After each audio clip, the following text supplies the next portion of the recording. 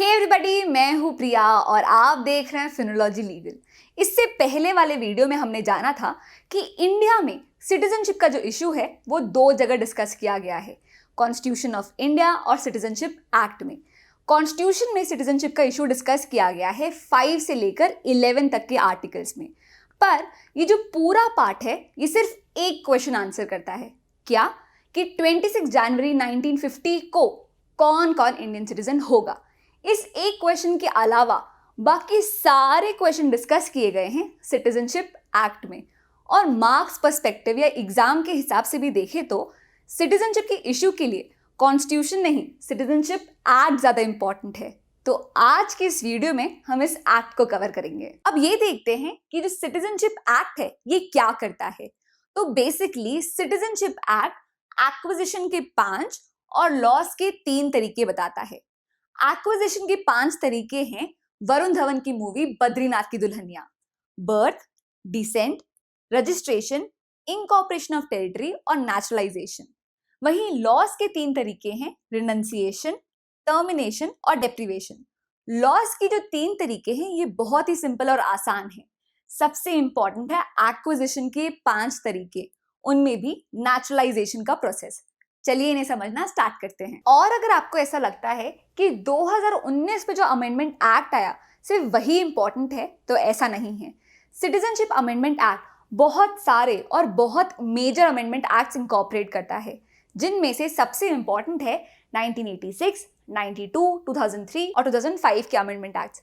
Quickly जानते हैं कि इन अमेंडमेंट एक्ट्स में ऐसा क्या स्पेशल था। तो 1986 से पहले एक्ट ये कहता था कि बस अगर किसी का बर्थ इंडिया में हो जाए तो उसे इंडियन सिटीजनशिप मिल जाएगी। 1986 ने इस प्रोविजन को चेंज किया और ये कहा कि आपका बर्थ तो इंडिया में होना ही चाहिए, प्लस आपका एटलीस्ट 1 पेरेंट इंडियन होना चाहिए इंडियन सिटीजनशिप अक्वायर करने के लिए। 92 से पहले ऐसा था कि अगर किसी को इंडियन सिटीजनशिप चाहिए तो उसके फादर का इंडियन सिटीजन होना जरूरी है, मदर का कोई रोल ही नहीं था। 92 के अमेंडमेंट एक्ट ने इस डिस्क्रिमिनेशन को खत्म किया और ये कहा कि बच्चे का कोई भी parent, either of the parent Indian हो सकता है, मदर भी और फादर भी। और 2003 का जो अमेंडमेंट एक्ट है, इसी अमेंडमेंट एक्ट से इलीगल इमिग्रेंट की जो डेफिनेशन है इसे इंट्रोड्यूस किया गया था। यही इलीगल इमिग्रेंट जिसकी वजह से 2019 का अमेंडमेंट एक्ट इतने बवाल में रहा। 2003 के अमेंडमेंट एक्ट ने इलीगल इमिग्रेंट्स को रजिस्ट्रेशन और नेचुरलाइजेशन के प्रोसेस से सिटीजनशिप को अक्वायर करने से रोका।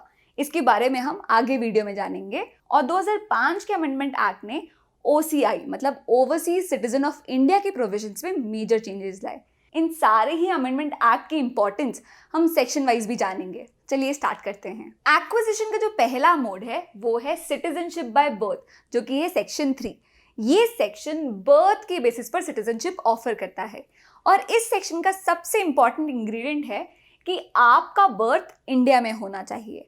अब ये देखते हैं कि टाइम के हिसाब से इस सेक्शन का डेवलपमेंट कैसे कैसे हुआ। तो सबसे पहले ये सेक्शन कहता था कि इस टाइमलाइन में जिसका भी बर्थ इंडिया में हो रहा है उसे ऑटोमेटिकली इंडियन सिटीजनशिप मिल जाएगी। इससे कोई फर्क नहीं पड़ता कि उसके पेरेंट्स इंडियन हैं या नहीं। पर ये किस्सा चला 1987 तक। क्यों? क्योंकि इस टाइम के अराउंड हमको ये रियलाइज हुआ कि हमारे कंट्री के आसपास के जो भी नेशंस हैं, वहाँ से जो भी रिफ्यूजीज या इलीगल इमिग्रेंट्स आ रहे हैं, अगर उनके बच्चों का बर्थ इंडिया में होता है तो उनको ऑटोमेटिकली इंडियन सिटीजनशिप मिल जा रही है, जो कि प्रॉब्लमैटिक है। इसलिए 1987 के अमेंडमेंट एक्ट के बाद ये नई टाइमलाइन सेट की गई और ये कहा गया कि इस नई टाइमलाइन में जिसका भी बर्थ इंडिया में हो रहा है उसे इंडियन सिटीजनशिप मिलेगी अगर एटलीस्ट एक पेरेंट इंडियन हो।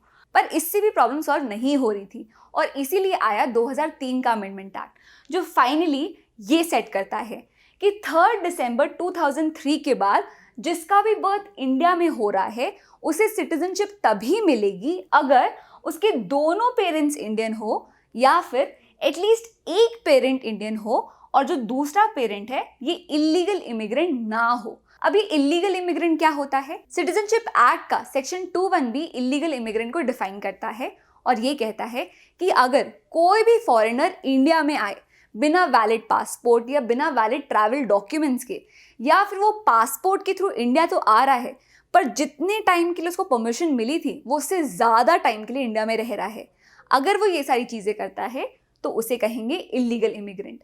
करंटली जो लॉ ऑफ द लैंड है वो यही है कि अगर आपका बर्थ इंडिया में होता है और दोनों पेरेंट्स इंडियन हो या एक पेरेंट इंडियन और जो दूसरा पेरेंट है वो इलीगल इमिग्रेंट ना हो, तो आपको सिटीजनशिप बाय बर्थ मिल जाएगा। नेक्स्ट है सिटीजनशिप बाय डिसेंट, जो कि है सेक्शन 4। डिसेंट का मतलब होता है कि आपके पेरेंट्स की वजह से या आपके ग्रैंड पेरेंट्स के कारण एक कंट्री से आपका रिलेशनशिप। तो सेक्शन 4 ये कहता है कि भले ही किसी का बर्थ आउटसाइड इंडिया हो, फिर भी उसे इंडियन सिटीजनशिप मिल सकती है उसके डिसेंट के कारण। टाइम के हिसाब से सेक्शन 4 में भी बहुत सारे चेंजेस लाए गए हैं। जैसे सबसे पहले ये सेक्शन कहता था कि 26 जनवरी 1950 के बाद जिस किसी का भी बर्थ आउटसाइड इंडिया हो रहा है उसे इंडियन सिटीजनशिप मिल सकती है अगर उसकी जो फादर है अगर वो इंडियन सिटीजन हो, तो फादर के इंडियन सिटीजन होने की वजह से उसे भी इंडियन सिटीजनशिप मिल रही थी। पर ये बात चली 10 दिसंबर 1992 तक, क्योंकि इसके बाद आया 1992 का अमेंडमेंट एक्ट जो जेंडर न्यूट्रलिटी की बात करता था। तो ये अमेंडमेंट एक्ट ही कहता था कि 10 दिसंबर 92 के बाद जिस किसी का भी बर्थ आउटसाइड इंडिया हो रहा है उसे भी इंडियन सिटीजनशिप मिल सकती है अगर उसके फादर इंडियन सिटीजन हो या फिर उसकी मदर इंडियन सिटीजन हो।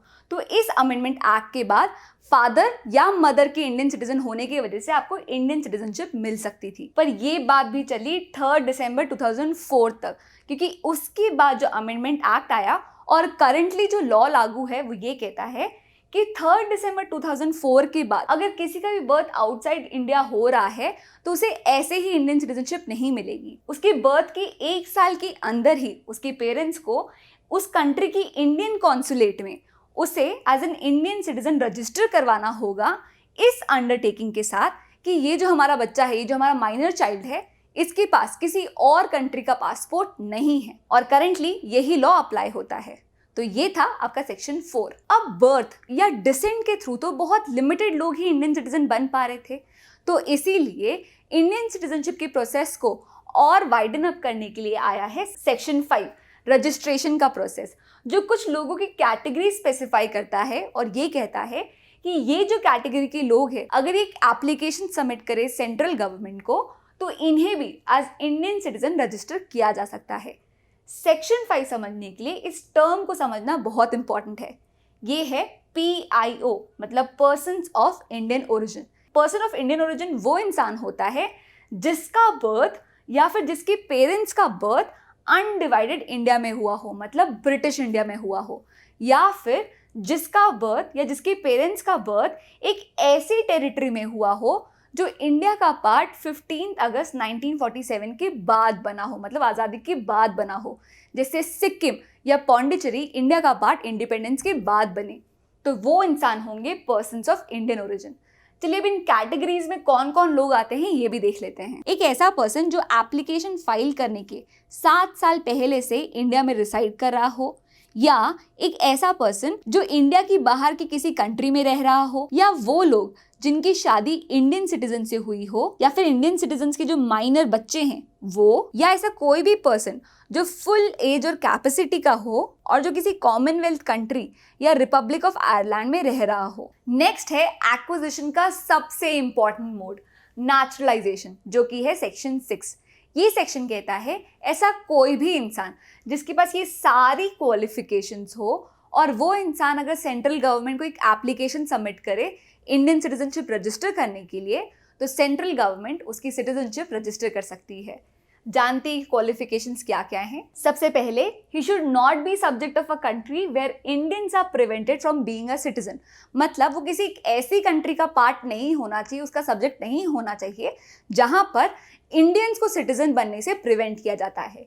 दूसरा, अगर उसके पास किसी और देश की सिटीजनशिप है तो वो सिटीजनशिप को रिनाउंस करे ताकि इंडियन सिटीजनशिप को अक्वायर कर सके, तो he should renounce other citizenship.